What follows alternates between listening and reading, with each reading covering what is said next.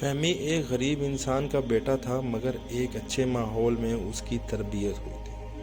ماں باپ چونکہ نیک اور شریف تھے، اس لیے سچائی اور دیانتداری فہمی کی گٹھی میں پڑی ہوئی تھی۔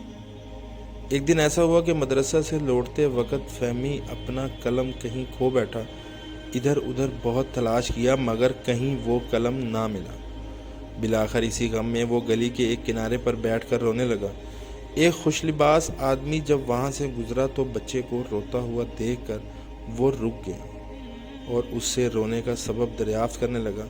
جب اس شریف آدمی کو فہمی کا مسئلہ معلوم ہوا تو اس نے اپنی جیب سے ایک قلم نکالتے ہوئے پوچھا، تمہارا گمشدہ قلم یہ تو نہیں ہے؟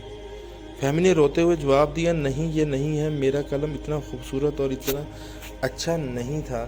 شریف آدمی نے فہمی کی تعریف کرتے ہوئے کہا، چونکہ تم ایک ایماندار بچے ہو اور تم نے مجھ سے سچ سچ بتایا ہے، لہذا صلے میں تمہیں یہ قلم دیا جا رہا ہے، اسے قبول کرو اور خوشی خوشی گھر جاؤ۔ اس واقعے سے ہمیں معلوم ہوتا ہے کہ سچ بولنے کی عادت بنانی چاہیے۔